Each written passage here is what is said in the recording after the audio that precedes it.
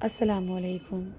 Urdu O level syllabus B code 3248 پرچہ دوم paper 2۔ اس کا پہلا سوال ہے محاورات۔ 5 نمبر کا سوال ہے اور 5 محاورات کے جملے بنانے ہوتے ہیں۔ جملے بنانے سے پہلے اس بات کو مد نظر رکھنا ضروری ہے کہ کوئی بھی جملہ لفظ عادت کے حساب سے نہیں بنایا جائے گا اور نہ ہی پسند اور ناپسند کے حوالے سے۔ جیسے کہ آپ کو پہلا محاورہ نظر آ رہا ہے، ہاتھوں کے طوطے اڑنا، تو میری عادت نہیں ہے کہ میرے ہاتھوں کے طوطے اڑے۔ اس طرح کا کوئی بھی جملہ ناقابل قبول ہوگا، لفظ عادت پسند یا ناپسند۔ ہمارے پاس یہاں 5 محاورات ہیں۔ پہلا محاورہ ہے ہاتھوں کے طوطے اڑنا۔ اس کا مطلب ہے شدید گھبراہٹ، پریشانی، ہوش اڑنا، بدحواس ہونا، ڈر جانا، حواس باختہ ہونا۔ ڈھیر سارے معنی ہیں اس کے۔ دوسرا ہے ہاتھ صاف کرنا۔ اس کا مطلب ہے خوب مشق کرنا یا چوری کرنا یا کسی کے پیسے اڑانا۔ پھر تیسرا محاورہ ہے ہمارے پاس بے پرکی اڑانا۔ اس کا مطلب ہے بے بنیاد باتیں کرنا، کسی کے خلاف افواہیں پھیلانا۔ چوتھا محاورہ ہے مٹی میں ملانا۔ کسی چیز کو نہیں بلکہ اس کا مطلب ہے بدنام کرنا اور سب کی نظروں میں دوسروں کو ذلیل کرنا، کسی کا نام ڈبونا، کسی کی عزت کو مٹی میں ملانا یا خاک میں ملانا۔ پھر ہمارے پاس 5واں محاورہ ہے سانپ سونگھنا۔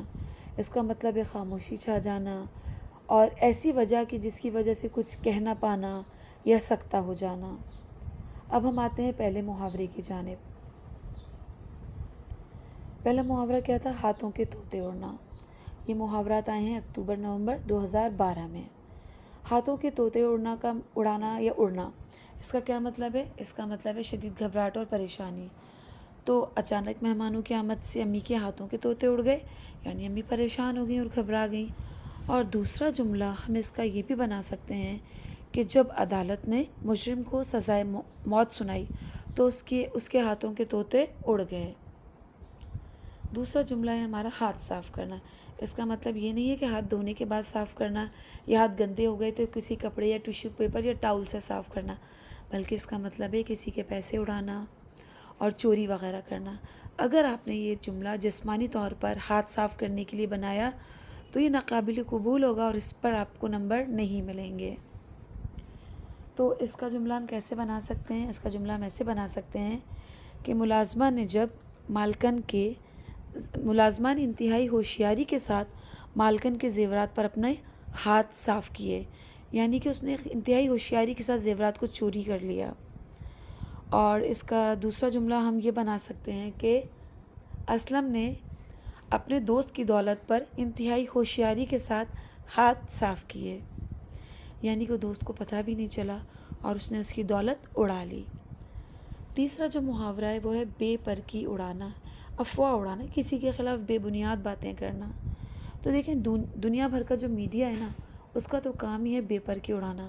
تو ہم یہ کہہ سکتے ہیں کہ میڈیا ہمیشہ سیاستدانوں کے خلاف بے پرکی اڑاتا ہے، اور یہ بات سچ بھی ہے، اکثر سچ ثابت ہو جاتی ہے۔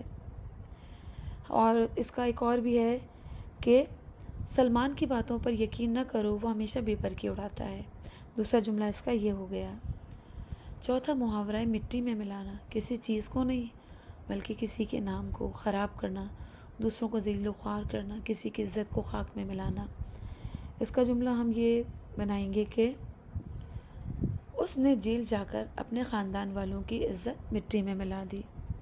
یا ہم اس کا جملہ یہ بھی بنا سکتے ہیں کہ چوری پکڑے جانے کے بعد اسلم نے اپنی اور اپنے خاندان کی عزت مٹی میں ملا دی۔ ہمارا 5واں محاورہ ہے سانپ سونگھنا۔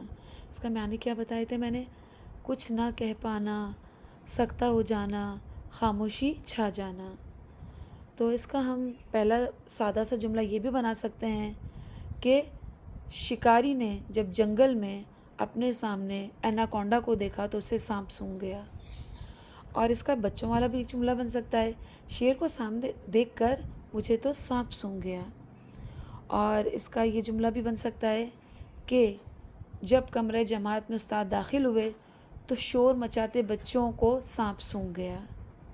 مجھے امید ہے 2012 اکتوبر نومبر کے جو 5 محاورات ہیں، ان کے جملے آپ اس ویڈیو کو دیکھنے کے بعد انتہائی آسانی کے ساتھ بنا لیں گے انشاءاللہ۔ اللہ حافظ۔